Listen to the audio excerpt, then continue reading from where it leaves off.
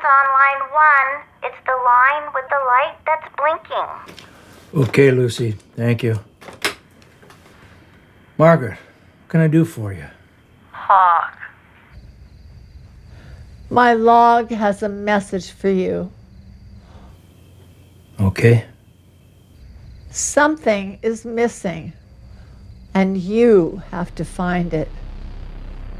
It has to do with Special Agent Dale Cooper. Dale Cooper. What is it?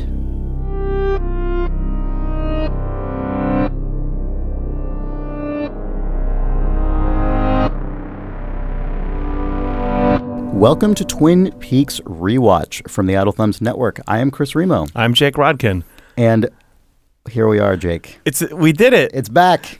We did it, Chris. We did it. All of our hard work paid off.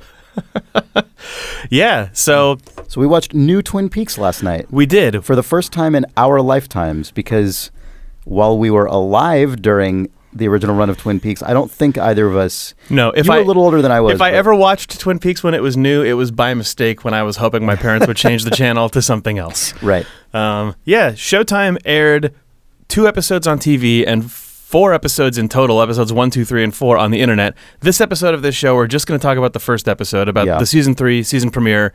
And we've both seen the first 2 episodes. We throttled ourselves there because we thought it would be better for the podcast if we could try not have 4 episodes worth of knowledge in our head just as we're talking about the first episode. So we're going to, over the course of this week, I imagine, just be releasing episodes over the next 2 weeks, I suppose. Yeah. So episode 2, our discussion of Twin Peaks The Return, episode 2 will come out probably just a few days from now. So you won't have to wait too long for us to get there. Episodes 3 and 4 air on Showtime on the TV network next weekend. So like over the next 2 weeks, Showtime will release all 4 episodes to everyone, and we will release 4 podcast episodes to everyone. Yep. So Twin Peaks The Return, episode 1. Yeah, let's see. It was written by David Lynch and Mark Frost. It was directed by David Lynch, and it aired May 21st, 2017. That's going to be, those credits are going to be true for every episode in this season, right? Yes, so I think I'm probably just going to list the original air date. I mean, we'll see. We'll see. See how it strikes you. So we'll get one Leslie Linklater guest appearance. So before we're going to share our just straight reactions, I think. But as usual, as with all the episodes of Rewatch, I'm going to start off with a quick summary, which I think is going to be actually really important for this season because there are already a lot of plot threads. So as we open the first episode of this season, Cooper remains in the Black Lodge, seemingly, where he continues to interact with the giant before disappearing in a weird digital effect. At the same time, a young man in a room in a New York City skyscraper watches a large glass box for something undefined to happen before illicitly letting his girlfriend into the room, starting to make out with her, and getting murdered by a David Lynchian video effect. Cooper's doppelganger rolls up in a Mercedes-Benz, kicks a guy's ass, and meets up with his unsavory crew in the middle of nowhere. And in Buckhorn, South Dakota, a woman named Ruth Davenport is found murdered in her apartment, head severed and body missing, paired with an unidentified male body in her bed. And finally, throughout, we also catch up with a few old friends from the town of Twin Peaks. That sounds accurate. Yeah. So you want to just talk about the episode in general? Yeah. This episode, Twin Peaks was known in its time on television for being a very slow show. Like, people talked about the scripts for Twin Peaks being incredibly slim compared to how long an episode is. This episode takes its time. This episode, absolutely, yeah. It's the amount of time spent initially with Cooper, where, you know, as is typical with Black Lodge scenes, for all we know, lots is happening, but it's so intentionally abstract that we don't know if anything is. So Right. it feels like, those scenes are generally slow by design, and then we spend a really long time in the glass box room marinating before we have even the slightest clue and what's happening there. the scene with the keys and the cops getting into the apartment is very slow. That's drawn out in a different way. That's drawn out in the sort of comedic way that David Lynch loves. But the thing that I found about this is when I got to the end of the first episode, my first kind of knee-jerk reaction was a little bit of a crappy one, but it was me going, that was it? That was all that happened? And then I scrolled back through all the notes that I took for the podcast and went, oh man, okay, a ton of stuff happened. And I took a ton of notes. It just like... You didn't have any grounding for any of it because most of it was brand new. And it feels like the sort of... There's kind of a sense of... In a lot of Lynch's episodes in the earlier show, there's an undercurrent of urgency or like the sense that something is going to happen that is, and it's imperative that the characters eventually sort of get to it. That emotional feeling is not present in this episode, and it's way more like all of the emotions that it's dealing with are like slower emotions. I feel like than some of the stuff that undercuts even the slow stuff that Lynch did in the earlier show. Yeah, and part of that is because there's no context. You're right. I think that's definitely true. But so Showtime is treating this like a new show. They're calling it Twin Peaks: The Return Season 1. Yep. Which I don't imagine there are going to be more seasons of this, but that's how they're referring to it. They're not calling it Twin Peaks Season 3, even though that's kind of how we're referring to it. And the last sort of so-called series premiere of Twin Peaks was obviously the initial long episode David Lynch pilot. I rewatched a whole bunch of Twin Peaks over the weekend, including the pilot. And it's a really interesting comparison because that pilot is one of the most gripping, tight, just sort of coherent pieces of television I think I've ever seen. That is people talk a lot about the legacy of Twin Peaks and how so much of what it introduced is now sort of standard fare on television, especially sort of prestige television. But if you go back and watch the first episode of Twin Peaks, it remains absolutely an incredible and I think singular piece of television in how much it tackles and how cleanly it does all of it. And that is very different than how David Lynch treated this episode, which is not sort of, I'm not trying to compare on a quality standpoint, but it is, watching this episode felt like watching a David Lynch movie. Yes. It felt like watching Inland Empire or Mulholland Drive or something like that. Yeah. It's very different. It felt like a David Lynch movie, and it also felt, as a piece of TV, like he was coming at it trusting that the audience would watch more of it than this episode. It doesn't feel like its job is to grab you and convince you to keep watching it. It's sort of like you're just going to burn through these in your app or your DVR or whatever. Like the show will be presented to you basically on a plate because you requested it. And I think that this series is being made with that awareness in mind. Which is interesting because I've seen statements from both Lynch himself as well as people from Showtime, and it's understandable why a Showtime executive would say this, but nonetheless, I've seen statements from Lynch and others that it's not necessary to be familiar with Twin Peaks before watching this. And while there are so many new threads in this that might be true in some sense, there is very, as you sort of indicated, there's very little reason given in this episode to know why you specifically care about any of this stuff. And it seems to me, without already having some amount of emotional investment in Twin Peaks, and even in the few existing characters I know that there are going to be lots more characters to come that we already know, but without some kind of buy-in, it's hard to imagine knowing what to make of this episode if you aren't already dedicated to watching the whole thing. I tried to put myself in the mind of a non-Twin Peaks watcher watching this pilot, and I would have no clue. I have no idea what I would think. Yeah, I also found it hard to put myself in that mindset. But actually, I realized we should put ourselves in our own mindsets and communicate. What did you enjoy watching this? What did you think in general of this episode?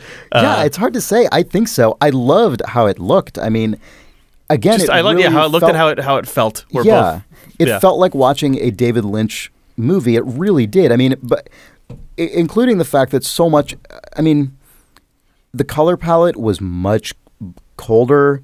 the Twin Peaks color palette. It was a totally different color palette than Twin Peaks. Has a stilted kind of dialogue approach that I think of as very much a property of David Lynch's work, but less so in the original Twin Peaks show, which has more of its sort of television approach to dialogue. Yeah, I mean, I did like it a lot, but it was really different than anything I would have expected. Except that as soon as I saw it, it was.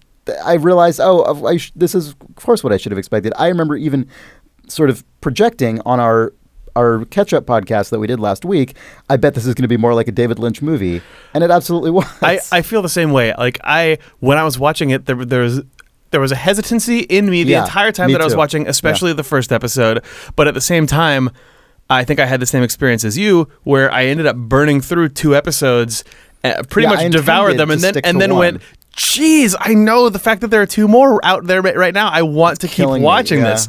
So it was a strange feeling. And yeah, I know last week on the catch-up episode, we both said, oh, it's probably going to be more like a David Lynch movie.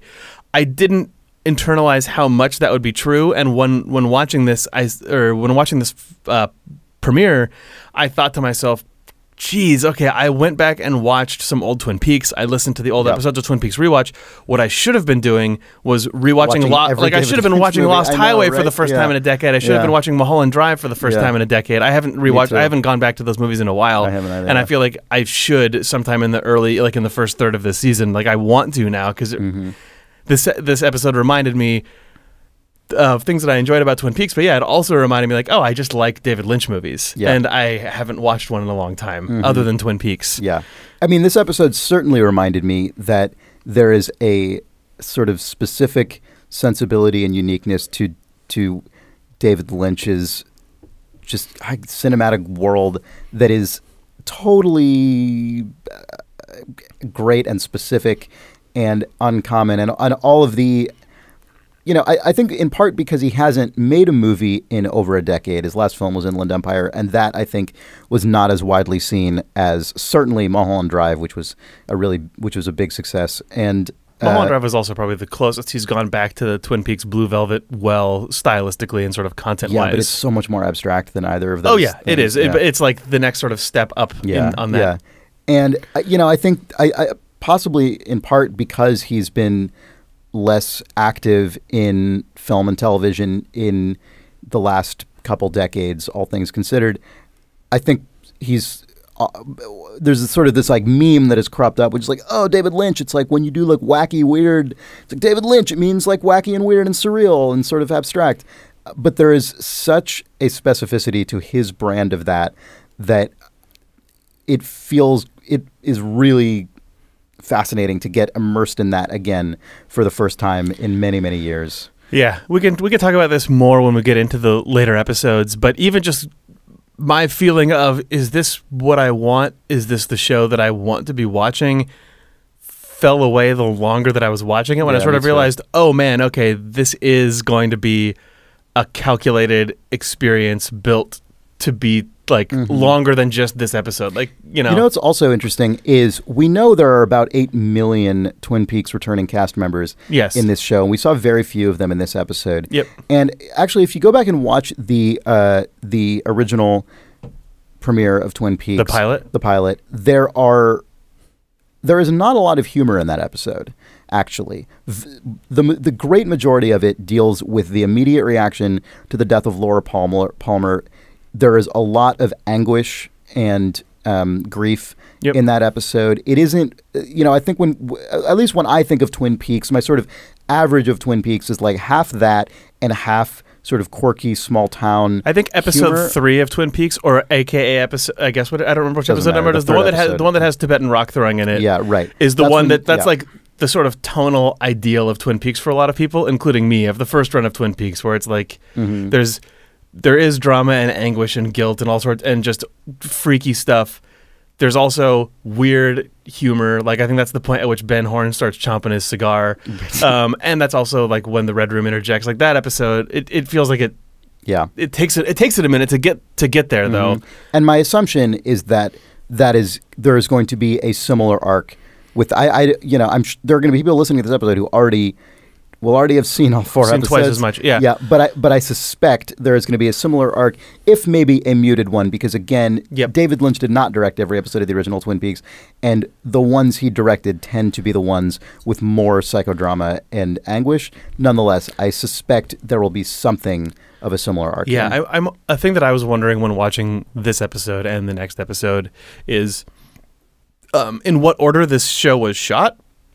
And if Lynch's familiarity and sort of comfort with doing the show and the cast's familiarity with being there and sort of as they get into the groove of editing is going to change over the course of it. Like, I wonder how much of this was shot in sequence and how much of it wasn't. Because if as a result of that we'll get the feeling of a longer TV season or of multiple TV seasons where like is this...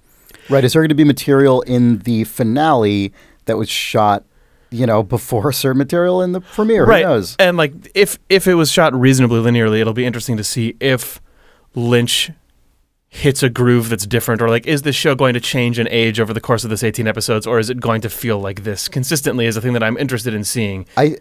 Because of how he's talked about it in terms of filming the whole thing and then finding the episodes and editing, which I think you mentioned on our previous episode, I suspect there's going to be less of that than in a traditional TV show, certainly, but we'll have to see. We will see. The one other thing I want to talk about before we get into this in general, we've only talked about David Lynch so far. That's true. How do you feel about the presence of Mark Frost in this show? So, man, that's actually something I'm really interested to talk about, and I think I will be very interested to continue to talk about this dynamic as we get deeper into the show and we sort of see what more of like an average episode is, because I think the first episode of a Twin Peaks season is never an average one. Yes. I think it is it really, really, really, I think, shows the influence of David Lynch and Mark Frost as the two pillars of this show and nobody else. Yep. And what I mean by that is the sensibility is 100% David Lynch, down to the just like DNA, and the scope is very Mark Frost. Yep. The scope is very sort of jet setting, like showing you the way this mythology leaks into different cities and different places around, I guess in this case, the country. And the feeling of there being a bunch of disparate, seemingly like narratively exclusive plots, but feeling the tendrils of they're inevitably going to cross over and weave into some weird interconnected mesh feels very much... I mean, that's what every TV show does that is of this type now, but... the specifics of it feel very much like the things Mark totally Frost likes. Locations and like, I mean, that is... Yeah, that feels very, very Mark Frost to me, and the execution of every single part of it feels very, very David Lynch. Yeah. Yeah, this really feels like these two guys got their show back and just said... Like this is what I'm excited about. Yeah. This is what I'm excited about. Yep. We both think those are good ideas, so it's going to be a show. Like, that's... Yep. That is exactly how it feels to me, and that was really interesting, and that was one of my... especially by the time I got to the end of the second episode, that was 100% how I felt. Yeah. I've found that I'm enjoying that piece of it quite a lot, of just like, okay, it's these two guys making their show. It made when the first episode ends and the first thing you see after the credits is that exact same Mark Frost Productions logo. Yeah. That was just felt... I'm sorry, Lynch Frost. Frost Lynch, whatever it is, yeah. Yep. That really great... That's such a great production logo. I know. I'm glad they didn't redo it or do anything to it. Or just like, just like, and you want that like sizzling, scorching sound and strobe at the end of the episode. At the beginning of the show, there's like that Rose and Nova or whatever it is, production company that is the first one you see, and I'm like, oh, is that the new? Yeah. Nope. Like. Yeah. So you want to actually get into what's going on? Yeah, totally. So, I think the thing that is the biggest question mark, at least that we determined talking to each other as we were figuring out our sort of plot points for this episode before recording, where is Cooper in this episode? Yeah. Well, before we even get into where's Cooper, do you want to talk about like just the very first... Oh, yeah. Because there's like the first 2 minutes of this episode, before it even gets into the plot, it starts off with... the scene from the Red Room from the series finale previously, now known, I guess, as the season 2 finale of Laura Palmer saying, "I'll see you again in 25 years" to Cooper, and she does the "until then" and does the hand signal meanwhile, and does a hand signal that I can't remember what it means. Then we just get... Well, I don't know if we ever knew what it meant. No. Right? Yeah. And then we get just sort of some vignettes of the hallway of Twin Peaks High School. There's a strobed shot of the girl running from the pilot, and then just some evocative footage of the trees before it zooms in on Laura Palmer's face, and then the Twin Peaks theme plays. Like the Twin Peaks logo just explicitly comes up over Laura Palmer's homeschool photo. Yep. Which Homecoming. Or Homecoming. What did I say? Homeschool? Homeschool. Back when Laura Palmer was homeschooled. I don't know. I mean, what to make of that, I don't know or care necessarily, but I thought it was a very assertive decision to just say, to just put that picture up, especially given all the things that have been said about, like, is the show a clean break? Is it starting over? Whatever. Yeah, I mean, the percentage of the show that is concerned with that thread from Twin Peaks is low. But it opened with basically previously on Twin Peaks. I feel like maybe that's just because they couldn't resist. Yeah. Because, like, if you have a character say, I'll see you again in 25 years, then you make a new show functionally 25 years.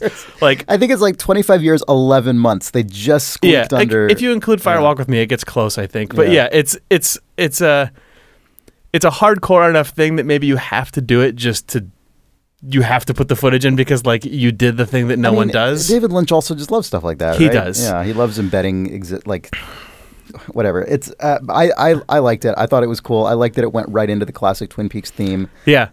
That was, especially given how little of the show is scored. Yes. You know, I mean, there's not a lot of music. Angela Badalamenti gets a top billed music by credit, even though there was, like, some ambient drones in there. Well, there's the music when Cooper rolls up in the Benz. Yes. That was pretty badass. But that's a credited track. That's not a Badalamenti thing. I should have actually researched this before we talked about it, but there was a track in the credits that was composed by Badalamenti but then performed by another group. Okay. And I wasn't sure if it was that okay. or if it was something else. Yeah. But yeah, then we have the Twin Peaks opening credits, which I very much enjoyed. No bird, no classic Twin Peaks No bird. All new footage for the Twin Peaks credits. Our Twitter icon. That's fine.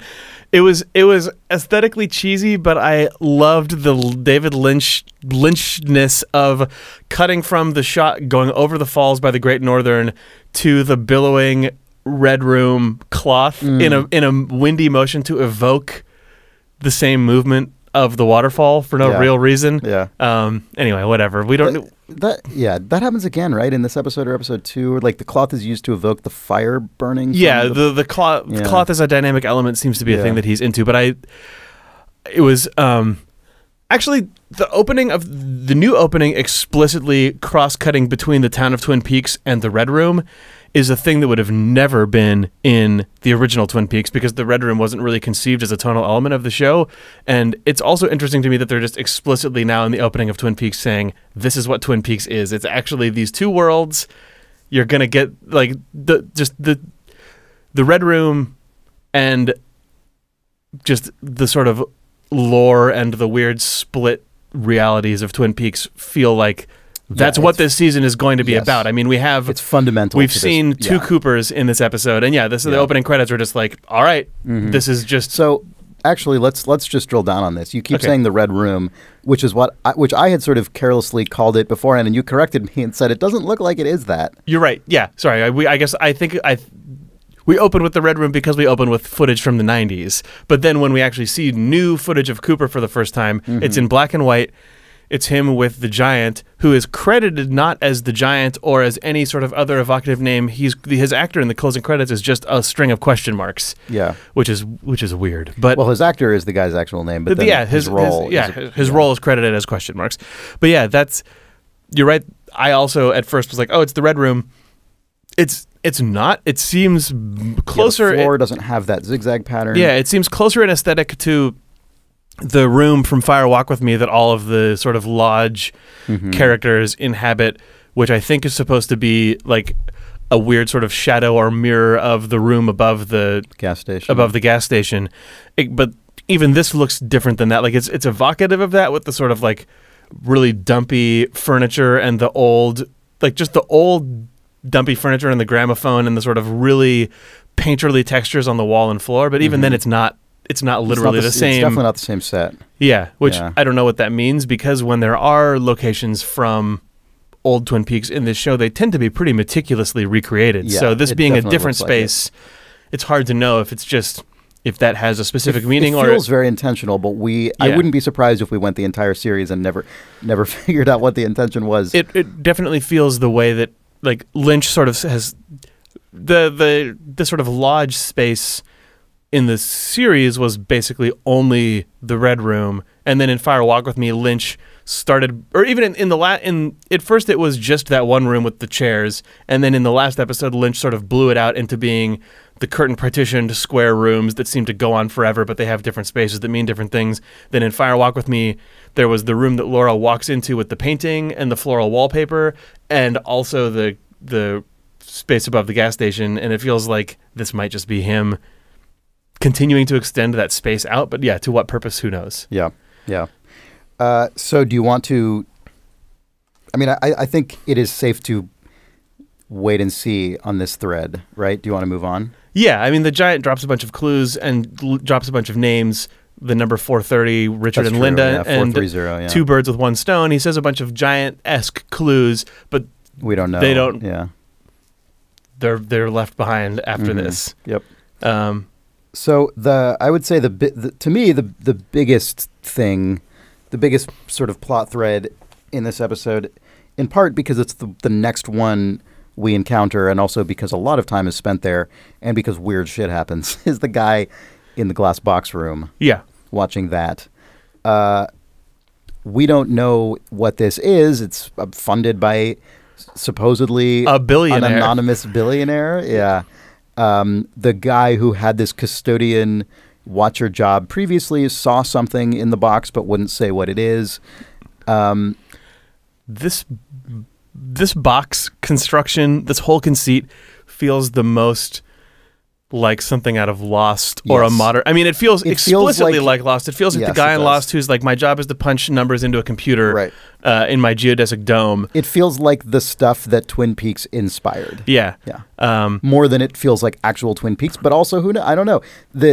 The way that it's treated once shit is in the box is exactly. I know exactly. When I first understood what this conceit was, when the guy's sitting there just watching along with 4 video cameras, the buzzer goes off and the voice says camera 3, and he archives the SD card in the little perfect foam thing. I was like, God, this is just Lost. Yeah. But then, like as this storyline progresses in this episode, as his girlfriend comes in and they start making out, and Lynch keeps cross-cutting ominously just to the shot of the box and then to the shot of the camera lens, then back to them making out, and it's just like they're not watching this, but the cameras are watching everything, and the box is basically watching them. Yeah. Like that felt really good. Right. And like the Lost version of this, or the version of it that is like the sort of general descendant of Twin Peaks version, is much more clinical, much more sort of like concerned with like the technocratic sort of element. Oh yeah, the computers would start going crazy, the lights would start flickering, and they would but again, the focus. Oh man, that sounds like a Lynch thing. Sorry, but in a bad way. But I mean, what I'm saying is broader, which is that the focus of the show in those scenes is like, what is the mystery going on here? Right. Like, who made this and why? Which that is, I mean, as a viewer, that I care about that in this as well. Yes. But the thing that the show is concerned with in the moment is horrifying you in a visceral, like unnerving you and horrifying you in a visceral way, not in a sort of like, intellectual way. Like, it was inevitable once they started making out that something would go wrong. Of course, yeah. But the way that Lynch drew that out was very good. Yeah. And also, I keep saying like Lynch-esque effect, but I can't it was so good. It was so good. When when the box started to darken, it was legitimately creepy and inevitable. And I was like, okay, here we go. Some weird shit's gonna go down. Oh, I was so glad that what went down was a glitchy ass, like weird, blurry black and white effect that then killed them by motion blurring them. Yeah. Like the actual, it was 100%. The David Lynch thing, where it was like, it was like, because of the way that the lead up was presented, I was legitimately unnerved and freaked out by it. And then when the creepy blur effect just sort of like wobbles on them, I kind of laughed at how dumb it looked. But then it kept going for long enough that it became slightly unsettling in and of itself successfully to me. But at the same time, my note said, they are murdered by a special effect. Yeah, that's what I put too. And I was so happy about it. I said killed by a video effect. Yeah, like, oh, David Lynch is back. I mean, I'm sure 100%. it's not actually video, but it 100% captures that like video-derived effect vibe that you see in his stuff all the time. I mean, you'd know better than I about how that stuff would actually be created, but that's always what it's it all feels video like now, to right? me. I mean, it's digital video. That's true, actually. But I was for some reason thinking that in this age, when it is very easy to create an effect in post-production that blends perfectly with the world, that Lynch wouldn't.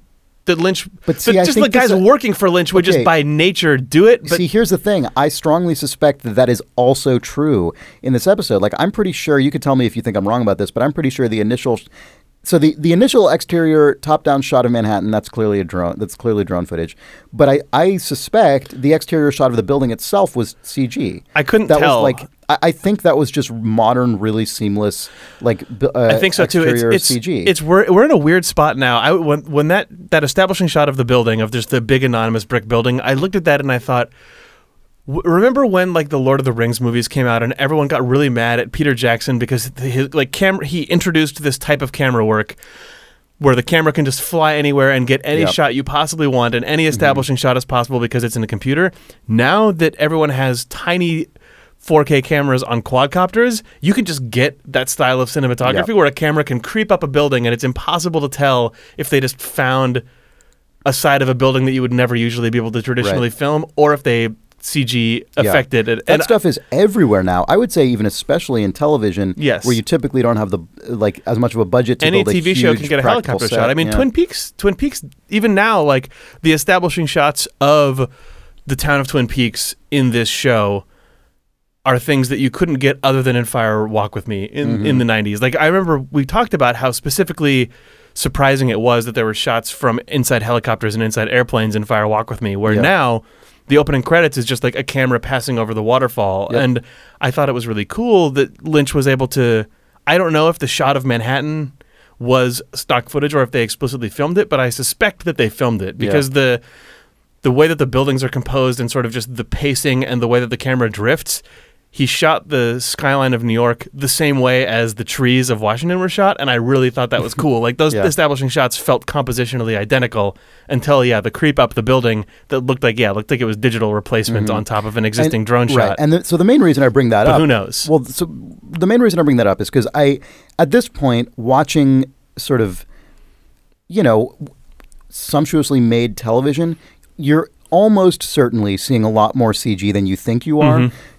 Because it's used these days in ways to just augment non-sort of supernatural, non-special effect footage. You shoot a bunch of your show in Los Angeles, and then you just put the skyline in the background seamlessly. And the only reason I say that is because I think that it is notable and unsurprising to me that a director like David Lynch would use that stuff the way any other modern director does to sort of fill gaps in cost-effective ways, to get shots that would be difficult to otherwise get.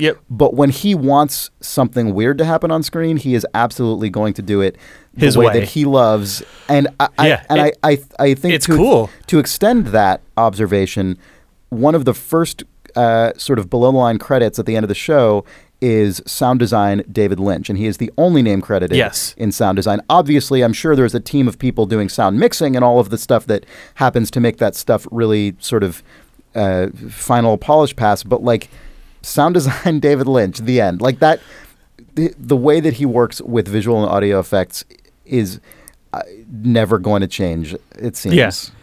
Which, whatever, that's great. That stuff is even more like we keep saying, the way sound design works in this show across all scenes is way more like his films than it is like the TV show. Like, definitely. It felt like he had a very specific idea of how he wanted music to work in the original season of Twin Peaks, because everyone says that the weird music direction was 100% David Lynch, but he doesn't seem interested in that same conceit at all now. Which is not surprising to me. I mean, he's always, I think, going back to his first film, I think he's always done sound design on his movies, but as his filmography has progressed, I think he's become increasingly interested in sound design as the principal soundtrack to his work. and it's naturalistic but heightened stuff was very, very present in this box stuff. Like the way that he, which is interesting because that's also actually a property of modern television. Yes, yeah, that's true of just like aggressive Foley. Yeah. Yeah, no, it is something that you see in Lost or in like Breaking Bad or just Better Call Saul. Any prestige television show, really. The establishing shot that has its Foley pumped way up. That has the white noise, like very loud. Every footstep and sort of rustle is like really amplified. That's true. However, it felt like so much more of it was captured from in camera and kept in this show. Like you can hear the reverberation of the room in footsteps in this, as opposed to it being the crisp Foley of a shoe. Or it's a very on intentional pavement. recreation, which is what I would guess. But yeah, but just the stuff that was the most notable to me about the glass room, other than just the crazy shit that happens. Other than the crazy shit that happens, was just the way that David Lynch kept pointing the camera. Just the repetition of the shot of the room, of the camera, and you can sort of hear its electrical guts inside of it, then the other camera, then the equipment, the shots then of the room. Wiring underneath the platform. Yeah, just like all of those felt like they felt imbued with some sort of meaning or intentionality beyond just being creepy. Mm-hmm. I mean, it was not complicated. It was camera lenses looking at things, but I don't know. It was, Also, that is the most Mark Frost construction in this show really by infinity, because you know that technology is there to watch for someone crossing over in the way that like David Bowie's character does in the movie or something. That's what I kept thinking about, was like when he shows up like smoking. I guess that was in a deleted scene. Jeez, when David Bowie's character deletes in Firewalk with Me, then appears and sears the wall, I think, in that hotel. Yeah. That's all that I could think about when I was looking at this. So next, I guess, big sort of thread to talk about is Cooper's doppelganger. Yeah. Who doesn't do a lot specifically in this episode, but he shows up. He's just kind kicks of a guy's ass effortlessly. He's like an asshole. Has bob hair, I think, is notable. Yeah. Right? That's surely what that's intended. He has bob hair, just sort of like bob attire of just like he looks like sort of like a greaser. Like a greasy roadie. Yeah. Yeah. He seems to be very aggressive. Yeah, he can just kick people's ass with some sort of either skill or supernatural strength. Hard to know. He has a plan that is not unfurled at all in this episode, but it's very clear that he has this crew that has some operation going and he has some intention of what he's doing, but we don't really get a sense of what it is yet, right? What do you think? Yeah, no. What do you think of this is something I think about often with David Lynch's stuff, and I never quite know how I feel about it. It feels as though he has, I think Twin Peaks is an example of this. I think you go back to Blue Velvet to see examples of this. I think he definitely associates in his work sort of unsavory characters and sort of like compromised morality with outward like superficial ugliness or beauty, or people who are like deformed or like not well taken care of. Have you noticed that? I mean, there's definitely a sort of like physical decrepitude that often accompanies like morally compromised characters and groups. Yeah. And that was that was brought to mind to me in Cooper's crew kind of zone. Yeah, it's tough for me to unwind that entirely for myself, because I think that's true, and I'm always sort of worried that it's a judgmental thing, and I can't tell how much of it is him just being like, these are ugly people, and how much of it is like, it seems like there's an element of sympathy sometimes where he feels like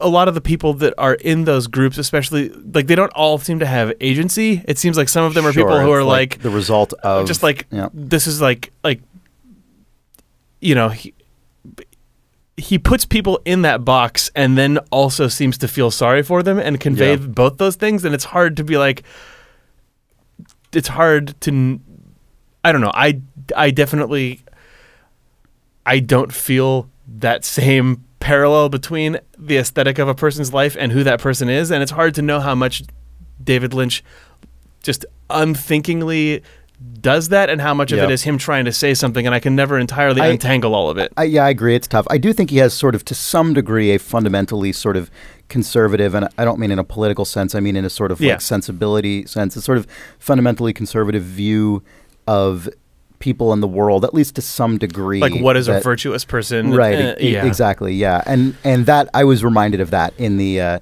Cooper scene. I think there's not enough going on yet for that to actually be like a conclusion I'm drawing or anything. It was just sort of like knowing a bunch of other Lynch work, that was a dynamic that came to mind to me. My read on that scene as it went, like, devoid of any concrete reason to believe this, was this is Cooper.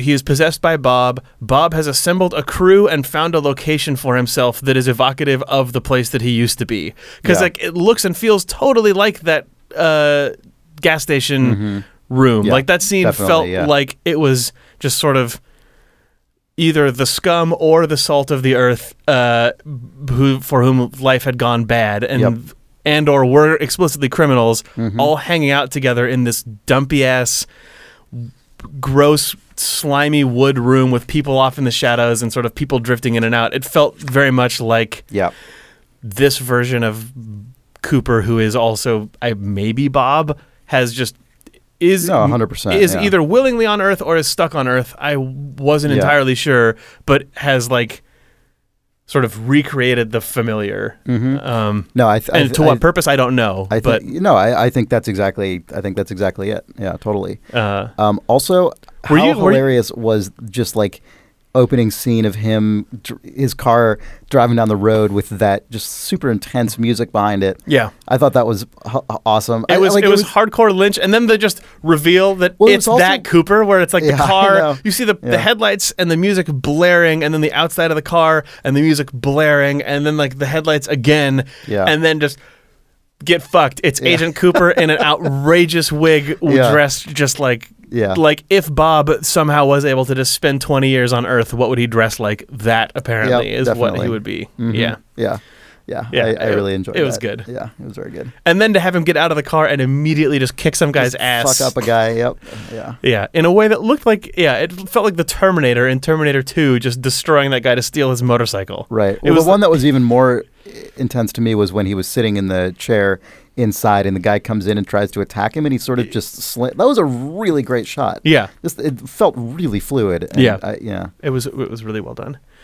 But that was also, there's not too much infinite questions raised and not answered, but you can sort of guess a lot of what's going on there. So a lot more of the episode was concerned with the whole thread in Buckhorn, South Dakota, which involves a weird murder with two different victims sort of body swapped, and this school principal, Bill Hastings, whose prints were all over the apartment, he's brought in for questioning. Yeah. He sort of starts to fall apart during questioning. It's clear he's hiding something. Yeah. And I guess in episode 1, that's mostly what we see. Oh, there's all that stuff with the maintenance guy and everything. God, that was hilarious to me. Oh, that stuff didn't play for me as well as I had hoped that it would. Okay. Yeah. Like, when I was watching all the stuff with the key and, with the slow-moving woman and the police who are trying to get into her next-door neighbor's apartment, and she gives them the most circuitous route of like, oh, it's the manager. Well, actually, she seems to have like memory problems or something. He's out of town, but his brother might have the key, but I don't know where his brother is. But the maintenance guy knows. Yeah, I have the key because I'm supposed to water the plants. All of that stuff. It felt like stuff that I would have been so excited about had I read the script in advance, and then would be let down by how it was actually conveyed. It just didn't quite hit for me because my expectation, maybe this is my fault, because my expectation for what style of Twin Peaks scene that was on the page didn't ring true to what was actually on the screen for me, even though I did enjoy it for just like how laborious it was and like the weirdness of the maintenance guy, but it didn't quite click for me as well as like when you get to the most like deep-seated versions of those in the Twin Peaks that we've seen. It's stuff like the room service guy or or whatever, where like there's just more of a potency to it. Whereas this felt like almost just sort of like, what is this? It felt like an exercise in frustration, which I appreciated as that, but it felt like the actors maybe didn't know how to sort of What their marinate in motivation that was for anything. as well as sometimes That's a fair sometimes that point. stuff just like those like or the stuff in the bank in the last episode of Twin Peaks with the old guy who just like goes back and forth. Oh my God, I love that. Love that. And you're right. This was not even close to. It just didn't quite bathe in that, even though I think on the page it was hoping it would, and it seemed like maybe just Lynch rejected this scene being one of those, or he just wasn't in the mood for it to be that. But you're convincing me here. I'm less positive about it than I was. I will say that the one thing that sort of maybe saves it a little bit for me was the complete straight man approach of the police officers who feel as though they are like inserted into this nonsensical situation, but are completely like, what?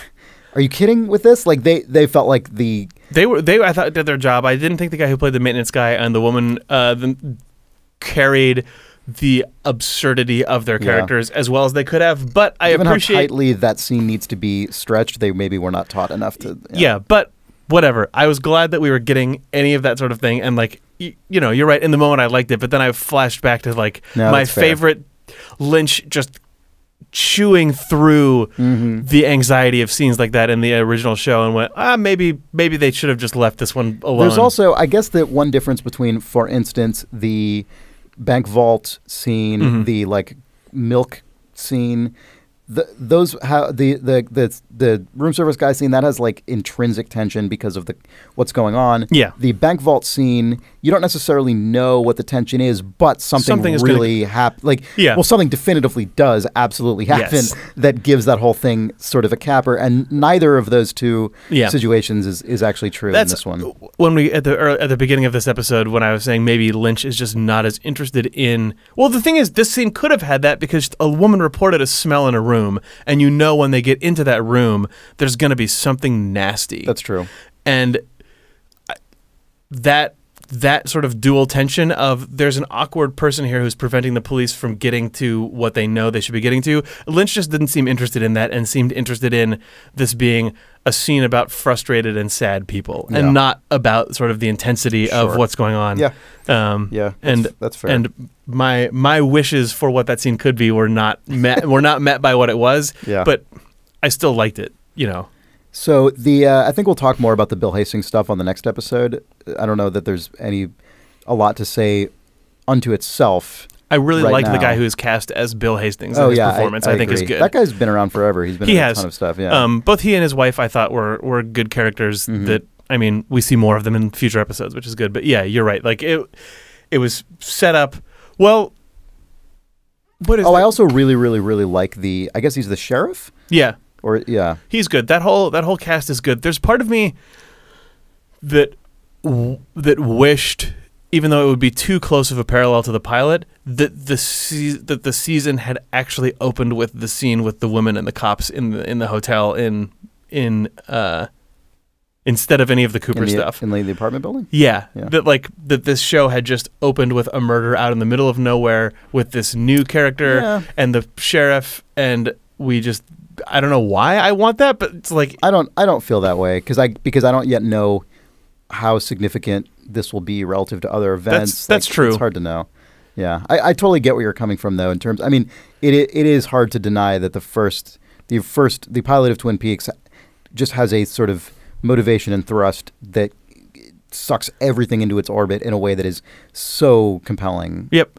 But it also would be evocative to me. Like Twin Peaks opens with that, and then Fire Walk with Me more or less opens with Teresa Banks floating through the river and the words Teresa Banks there. So had this opened with that city and that woman in the hotel, sure, I would have liked it. Apartment, I think, or in that apartment, it totally looks like they shot it in a hotel, or in a hotel that turned into an apartment. But yeah, you're right. I'm not going to actually wish on them that they did something else. Sure, but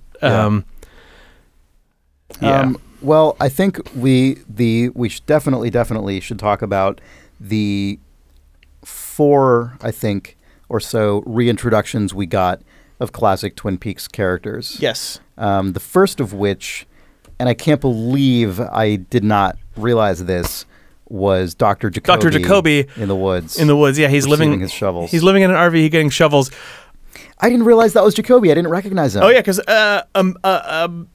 he's got a gag with glasses. Yeah, are you kidding me? The reason that you so didn't, good. the reason that you didn't recognize him, I think, is because there's very few close-up shots. This shot has the it's scene has all almost no distant. coverage. It's almost all big master shots that were shot almost the whole opening of this episode felt more like Twin Peaks than I was expecting, and as like core Twin Peaks, so that when it got into all of the sort of slow stuff with the guy in the box, I was kind of thrown for a loop, because we go from the scene with Cooper and the Giant to that establishing shot of the RV out in the woods that felt totally like an establishing shot from Fire Walk With Me or something, like the way that it was shot with the sort of interleaving perspective of the trees and the lived-in RV off in the distance, and it just being creepy without having to do any work, just because of where Lynch placed the camera. But yeah, then Jacoby, an anonymous man with huge welding glasses, walks out of the trailer, flips up the welding glasses to reveal that underneath he's wearing Jacoby's red and blue sunglasses. So good. That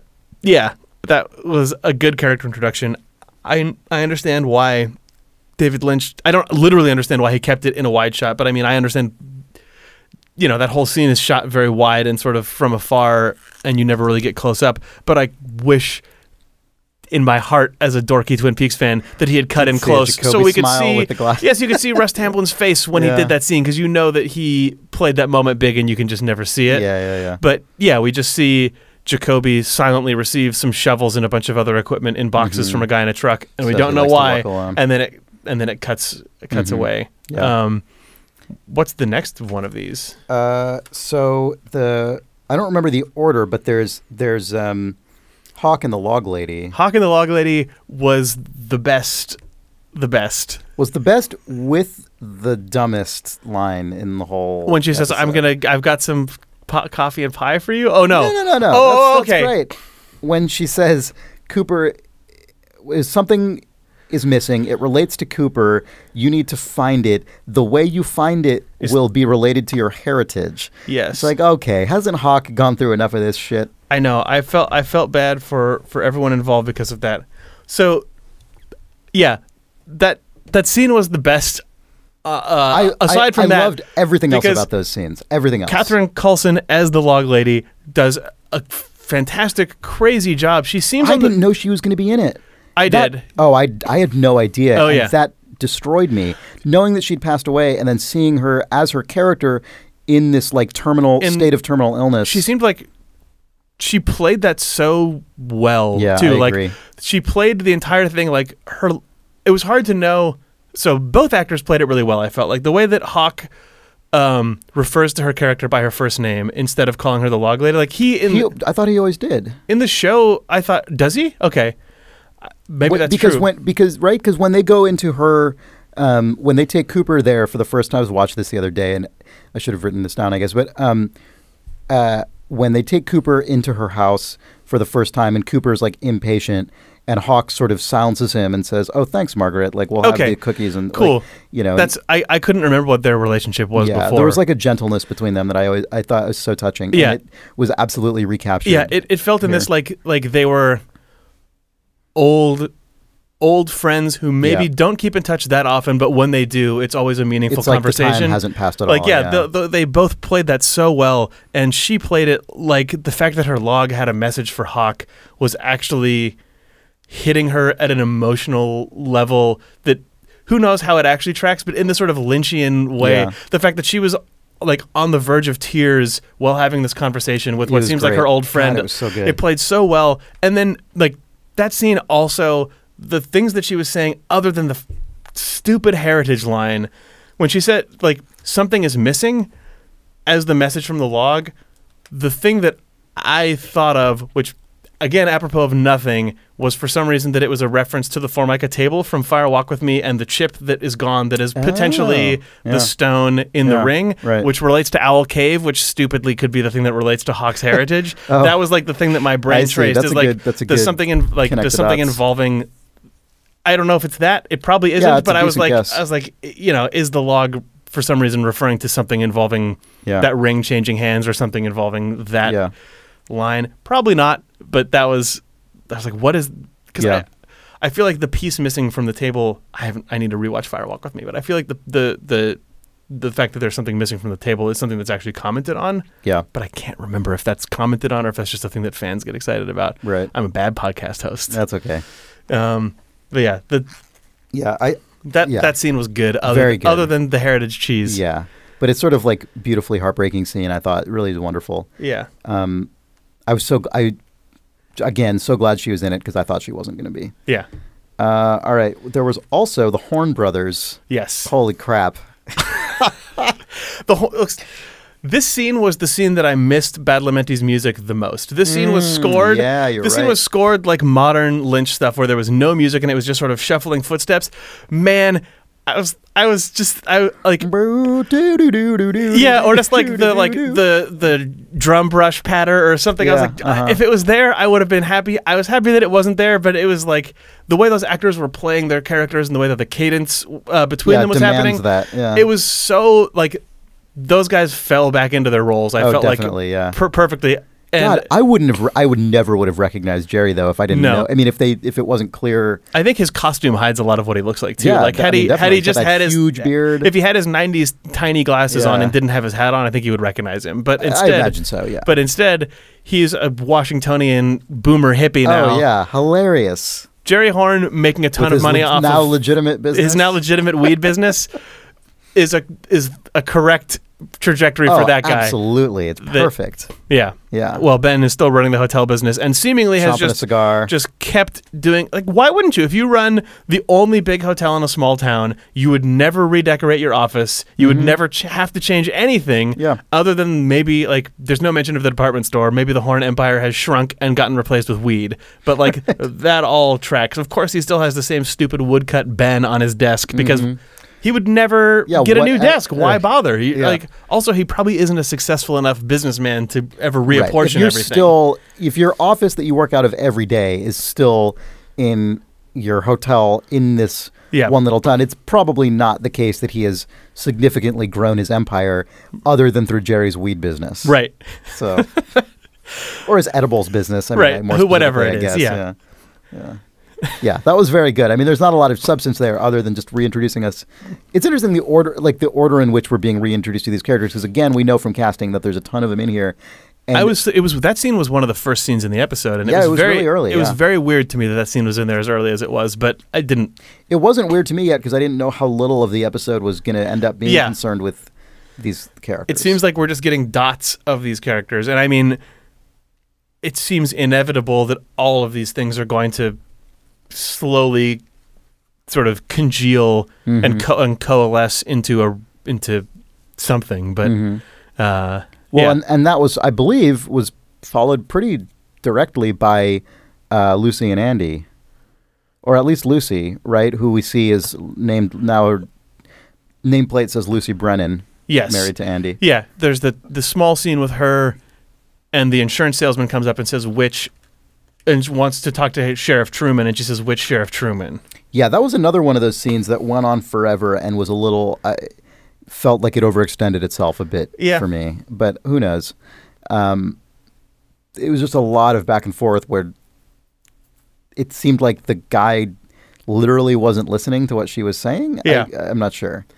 Like, did he not know the first name of the one he was looking for? It seems Unclear. like, it seems. I guess we'll just have to see if that ends up actually being something, or if it's just a sort of Twin Peaks wackiness. I was slightly disappointed that everyone seems to have literally the same job.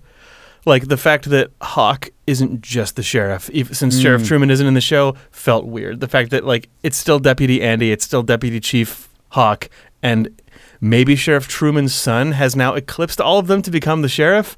That was the implication, at least, when she said two sheriffs. Which Sheriff Truman? Like, there's the actual Sheriff Truman, then there's like, we still call him Sheriff Truman. Yeah, like, if that's true, what a crappy situation for Andy and Hawk that they were passed over by some guy's kid. Like, why isn't Hawk the sheriff if that's the case? Yeah, but that's true. I guess we'll just have to wait and see. Yeah, we'll see. Yeah. But that's true. I'm not necessarily bothered by that yet, mainly because so much of the rest of the show is so different and so many new elements are being introduced. But I also don't yet know what the overall balance of material is going to be. So who knows? Oh, I know. It was just a tiny like lame fanboy detail. No, that's funny when you think about the sort of theoretical job progression. That is a bummer for Hawk. Maybe. Yeah, Andy. That's less. Andy maybe never had aspirations, but Hawk already was on the leadership chain. Right. So if he spent 25 years as deputy chief, I hope he had a good reason for that being the case. Yeah, and I hope that Mark Frost and David Lynch did. Otherwise, it just seems